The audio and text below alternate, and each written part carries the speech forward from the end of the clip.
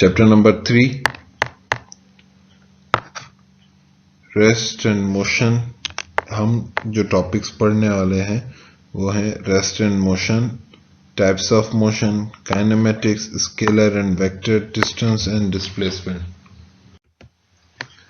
And fifth topic distance and displacement. Rest and motion. Motion दरअसल होता है जब आपकी सराउंडिंग में चेंजेस आने शुरू हो, और रेस्ट होता है जब आपकी सराउंडिंग में कोई भी चेंज ना हो।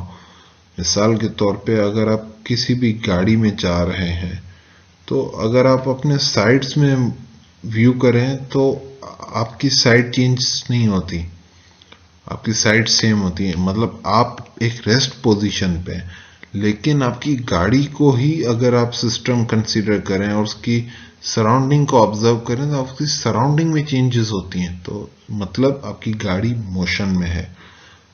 A body is said to be in state of rest if it does not change its position with respect to its surrounding.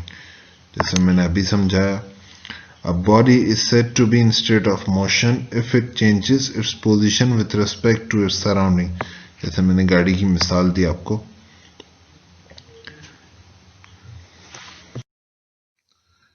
तो तीन किस्म के मोशंस होते हैं, एक होता है लीनियर, एक होता है रोटरी और एक होता है vibratory motion. Linear motion, a body moves in straight path और covers path is called linear. वो एक लीनियर होता है जब बॉडी एक स्ट्रेट पाथ पे, मतलब सीधी पाथ पे कोई भी बॉडी जाती है, वो जो डिस्टेंस कवर करती है वो लीनियर। और अगर उसी जगह पर हम देखें एक दूसरा मोशन है रोटरी, ऑफ अ बॉडी और रोटेट्स अबाउट फिक्स पॉइंट और axis, it's motion is called rotary motion. जिस तरह हमारे पास मिसाल है व्हील ऑफ कार के जो व्हील्स होते हैं वो एक ही जगह पर रोटेट करते हैं, वो ज्यादा आगे नहीं जाते, क्योंकि कार के व्हील्स आगे चले जाएंगे तो कार पीछे रुक जाएगी। कार के व्हील्स एक ही जगह पर रोटेट कर रहे होते हैं। उसी तरह हमारी अर्थ है, एक अपने ही एक्सिस में रोटेट करती है। उसके बाद हमारे पास थर्ड मोशन है वाइब्रेटरी और ऑसिलेटरी मोशन। जब भी कोई ऑब्जेक्ट एक अपनी पोजीशन से टू एंड फ्रो मोशन, मतलब एक स्टेप आगे जाए और दोबारा एक स्टेप पीछे है, मतलब वो एक अपने ही पोजीशन में हो, ज्यादा आगे नहीं जाए ना ज्यादा पीछे है, और पीरियोडिकली उसमें टू एंड फ्रो मोशन हो। जिस तरह एक पेंडुलम होता है जो घड़ियाल के अंदर लगा हुआ होता है, अगर हम उसको नोटिस करें तो वो एक अपनी ही एक्सिस में मोशन कर रहा होता है, तो वो एक टू एंड फ्रो मोशन करता है। या फिर एक स्प्रिंग हो जो किसी भी बॉडी से अटैच्ड हो, अगर हम उसको फोर्स करें तो कुछ देर के लिए वो एक अप डाउन मोशन करता है, लेकिन एक अपने ही एक्सिस में मोशन करता है। उस मोशन को हम कहते हैं vibratory motion. When an object is displaced from a fixed position and made to move to and fro periodically, it is known as vibratory motion. फिर आते हैं मैकेनिक्स, काइनेमेटिक्स, डायनामिक्स। मैकेनिक्स एक ऐसी ब्रांच है कि जो डिस्कस करती है, फिजिक्स की ब्रांच है जो डिस्कस करती है काइनेमेटिक्स और डायनामिक्स को। काइनेमेटिक्स क्या है? काइनेमेटिक्स एक ऐसी ब्रांच है फिजिक्स की कि जो डिस्कस करती है मोशन ऑब्जेक्ट्स के विथ और विदाउट डिफरेंस ऑफ फोर्स। तो कोई फोर्स की हमें उसमें रेफरेंस की जरूरत नहीं होती, ना हमारा फोर्स से कोई लिंक होता है, हम जस्ट उसके मोशन को डिस्कस करते हैं।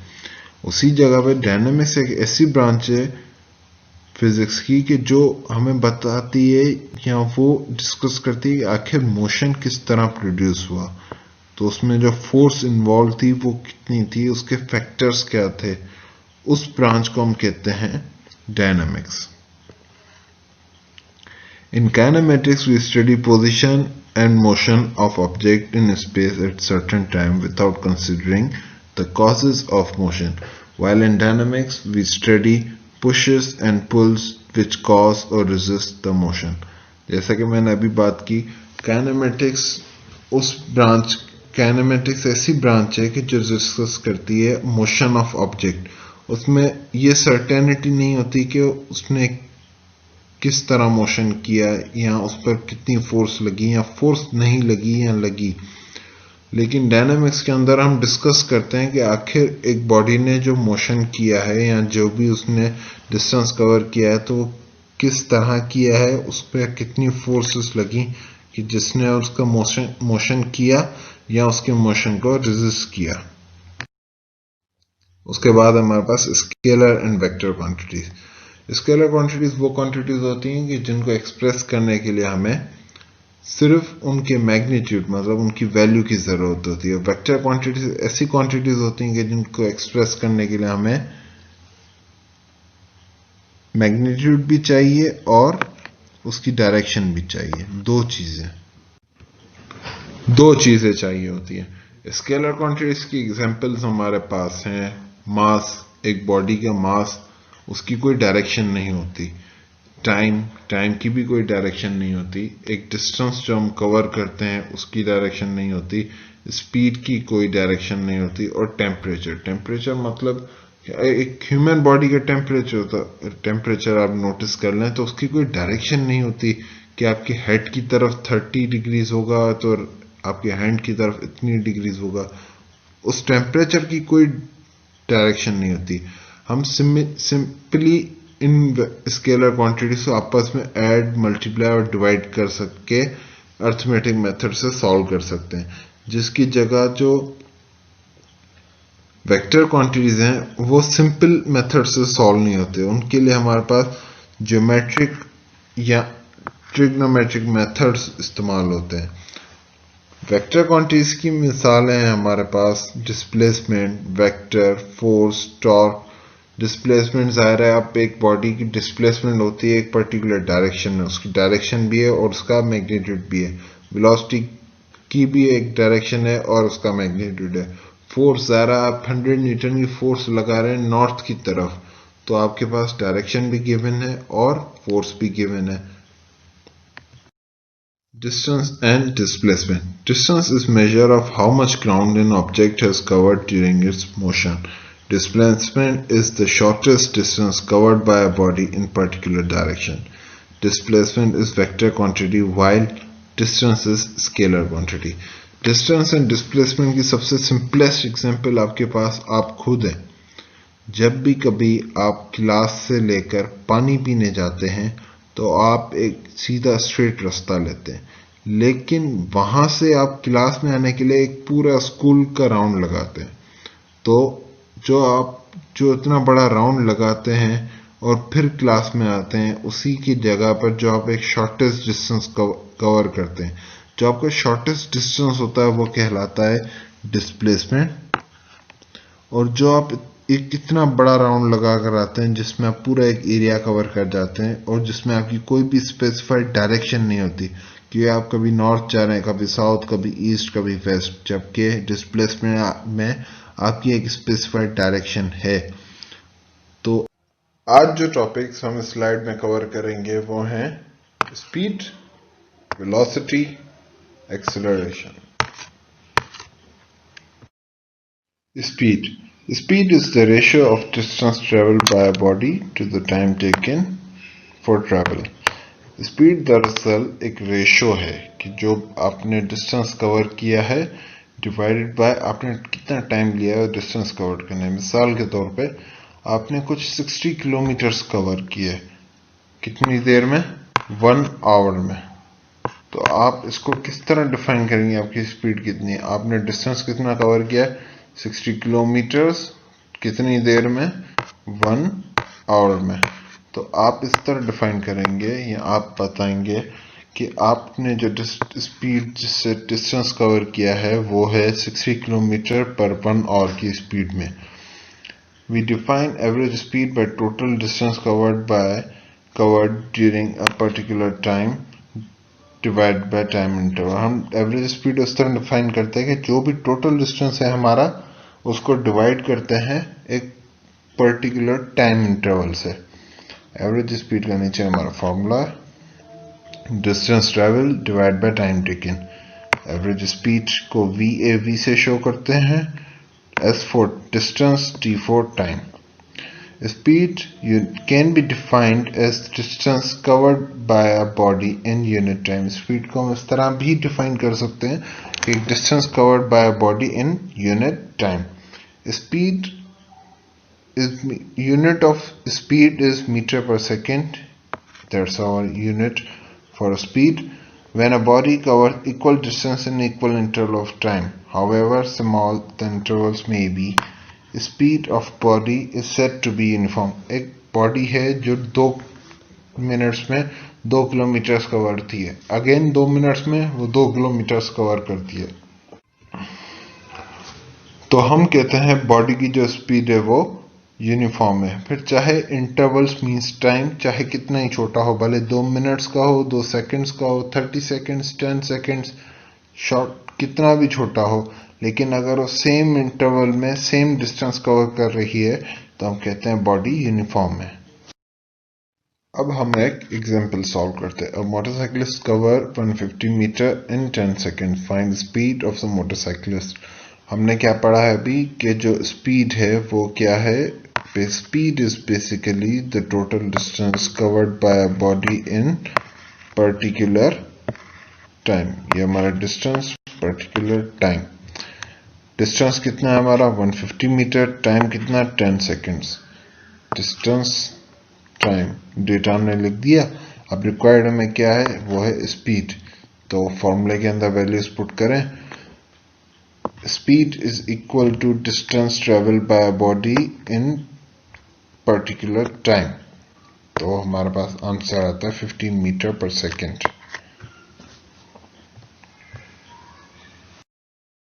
वेलोसिटी, वेलोसिटी बेसिकली क्या है, velocity is defined as rate of change of displacement और distance covered in by a body in definite direction.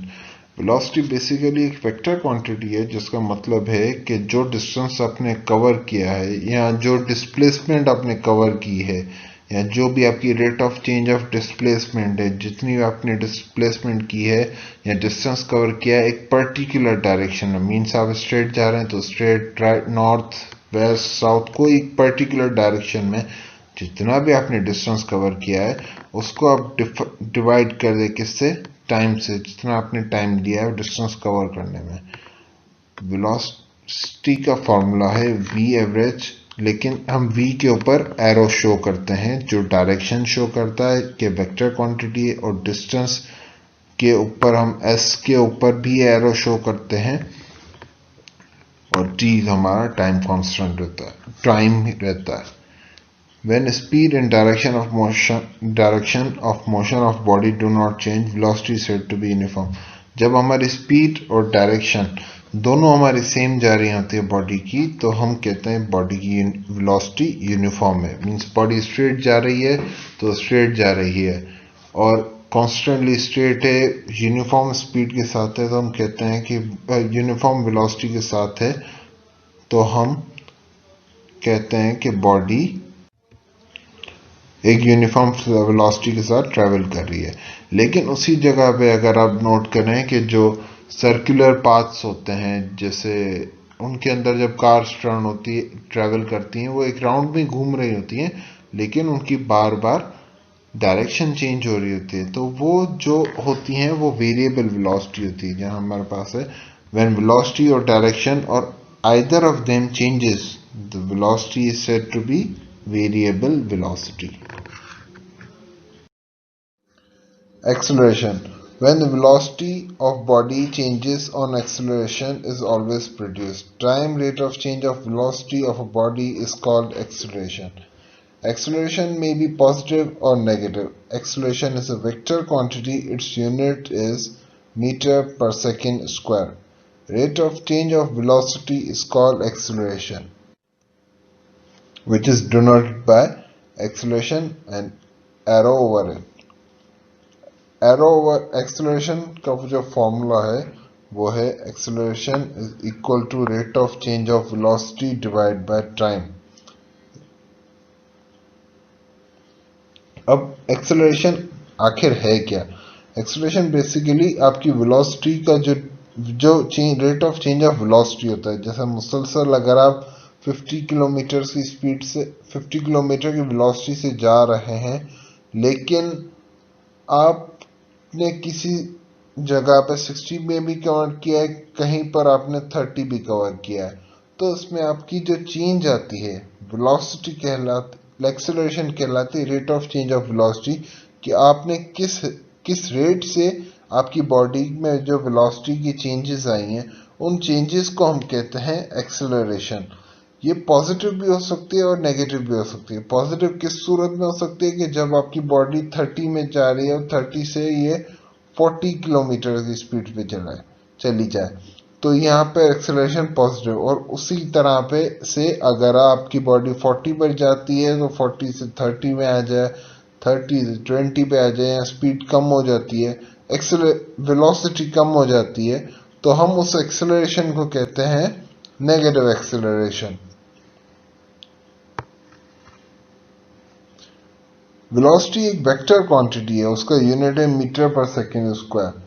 और रेट ऑफ हमने हमारे पास फॉर्मूला लिखा हुआ है, rate of change of velocity is called acceleration which is denoted by arrow, a arrow over it, velocity divide by time. अब हम एक एग्जाम्पल सॉल्व करते हैं। अब velocity of a motor car moving along road increases from 10 metre per second to 50 metre per second in 8 second, जिस तरह अभी हमने बात की। अब हमें इसकी एवरेज एक्सीलरेशन मालूम करनी है।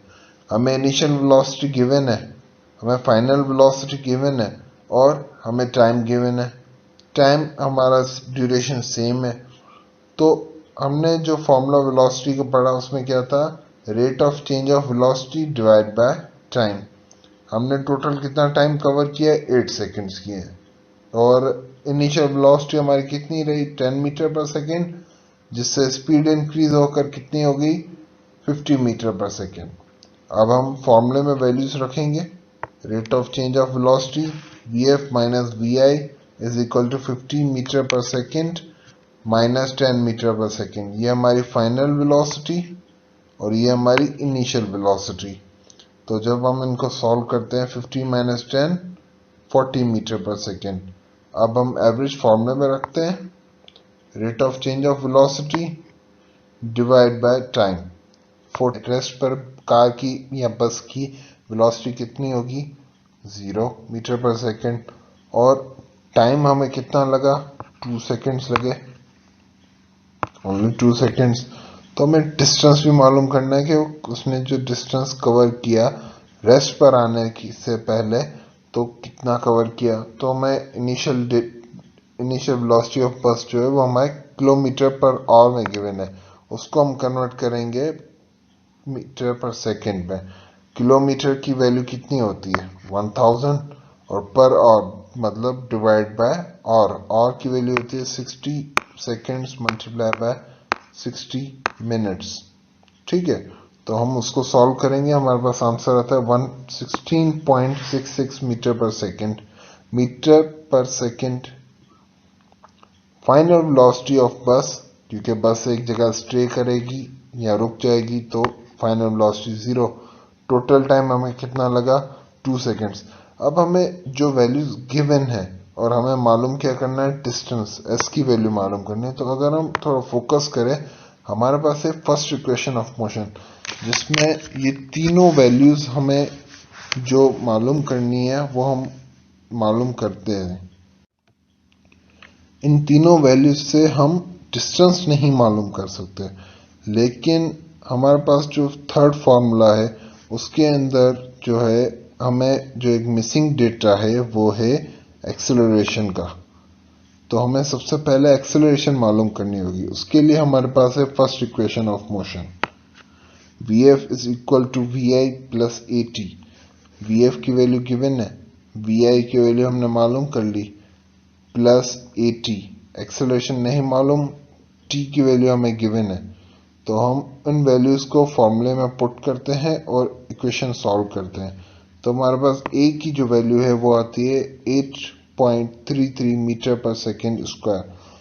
इसकी जो माइनस साइन है वो हमें शो करती है कि यहाँ पर वेलोसिटी डिक्रीज हो रही है, या डी एक्सेलरेशन हो रही है।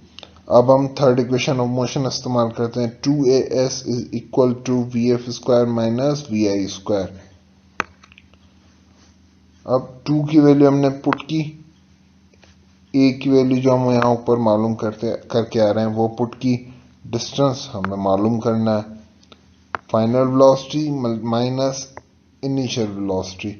जब हम इस इक्वेशन को सॉल्व करते हैं तो हमारे पास आंसर में आता है 16.66 मीटर्स। बस जो है वो डिस्टेंस जो कवर करेगी वो कवर करेगी 16.66 मीटर्स। हम पढ़ रहे हैं अब मोशन अंडर ग्रेविटी।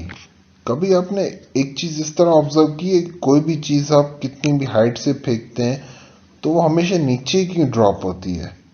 बेसिकली इसकी वजह होती है ग्रेविटी या ग्रेविटेशनल अट्रैक्शन। जब भी हम किसी भी ऑब्जेक्ट को ऊपर हवा में थ्रो करते हैं उसकी एक स्पीड स्लोली स्लोली डिक्रीज हो रही होती है, और वो एक हाइट आती है जिस पर उसकी स्पीड जीरो हो जाती है, जिसके बाद दोबारा वो जमीन की तरफ स्पीड से एक्सेलरेट होकर आना शुरू हो जाता है। वो जो एक्सेलरेशन जिस एक्सेलरेशन से वो एक्सेलरेट हो रहा होता है उसको हम कहते हैं ग्रेविटी, और उसकी वैल्यू है 9.81। ये गैलीलियो ने फाइंड आउट किया था कि और बॉडीज का जो भी वेट हो, वेट से वैल्यूज पे इफेक्ट नहीं पड़ता। बॉडीज अगर दो बॉडीज ऊपर से किसी भी दोनों अलग अलग वेट की हो फेंकी जाए, दोनों बॉडीज इक्वली एक्सेलरेट करती हैं, दोनों एक रेट से जो एक्सेलरेट करती हैं वो है इक्वल है। जो है हमारे पास जी की वैल्यू जो फाइंड आउट की गई वो है 9.81। उसके बाद जी की वैल्यू से हम जो तीन फॉर्मूलाज पढ़कर आ रहे हैं मोशन के, वो भी उनमें भी थोड़ी सी चेंजेस आ जाती हैं अगर हम जी की वैल्यू मालूम करते हैं, क्योंकि हमारी जो एक्सेलरेशन है वो है जी। तो इन शॉर्ट एक्सेलरेशन की जगह पर हमारा जो इक्वेशन है उसमें जी आ जाता है। फर्स्ट इक्वेशन ऑफ मोशन में हमारे पास आ जाएगी value v f is equal to v i plus g t. Second equation of motion h is equal to v i t plus 1/2 g t square. And third equation of motion 2as is equal to v f square plus v i square. जो a की value है उसकी जगह हमने g की value रख दी, और height के जो डिस्टेंस जो हम कवर करेंगे ऑब्वियसली मोशन अंडर ग्रेविटी, तो वो एक हाइट में होता है, उसको हम हाइट कहते हैं। सो जैसे 2as जो है कन्वर्ट हो जाएगा 2gh is equal to v f square plus v i square. अब हम एक प्रॉब्लम सॉल्व करते हैं। A ball is dropped from a tower. It reaches the ground in 10 seconds. Calculate the height of the tower and velocity with which it hits the ground.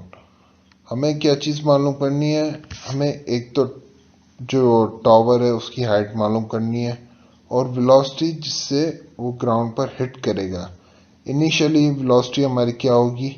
Zero, क्योंकि obviously अगर आप ball को ऊपर से फेंक रहे हैं तो आपके हाथ में जो बॉल है उसकी वेलोसिटी उस वक्त ज़ीरो होती है। जब आपने थ्रो किया, हाथ से आपके निकाला, एक माइनर सेकंड्स के अंदर भी ज़ीरो होते हैं, उसके बाद स्लोली स्लोली इसकी स्पीड बढ़ती है, और वो ग्राउंड पर पहुंचता है 10 सेकंड्स जो आपको गिवन है।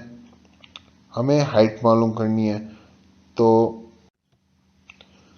तो अगर हम फोकस करें हाइट मालूम करने के लिए टावर की, तो हमारे पास है सेकंड इक्वेशन ऑफ मोशन। अगर हम उस फॉर्मूले को देखते हैं यहाँ पर, तो हमें इनिशियल वैल्यू गिवन है, हमें टाइम गिवन है, 1/2 कांस्टेंट है फॉर्मूले में, जी की वैल्यू भी कांस्टेंट है जो है 9.81। लेकिन यहाँ पर हम क्योंकि माइनर चेंजेस हैं तो उस वजह से हम 10 ले रहे हैं,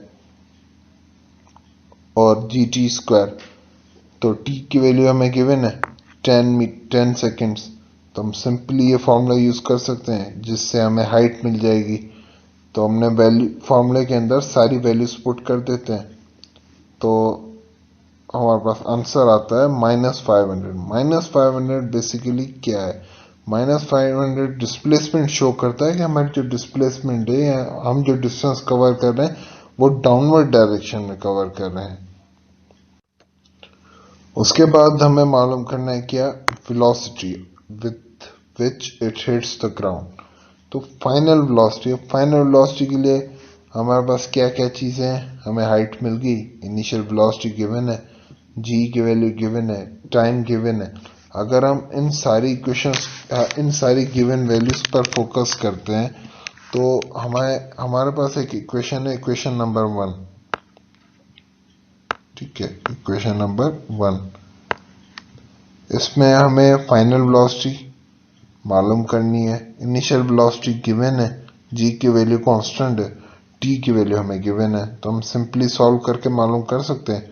फाइनल वेलोसिटी, इनिशियल वेलोसिटी की वैल्यू हमारे पास क्या है? 0, क्योंकि आपके हाथ में बॉल थी, आपने अभी फेंकी है, और तो इनिशियली अभी 0 उसकी स्पीड होती है। उसके बाद जी की वैल्यू क्या है? 10 मीटर पर सेकेंड स्क्वायर, और टाइम कितना आपने कवर किया? 10 सेकेंड्स। तो हम सिंपली इसको सॉल्व करते हैं तो हमें फाइनल वेलोसिटी मिलती है -100 मीटर पर सेकेंड। अब इसमें जो माइनस की साइन है वो शो करती है कि आपकी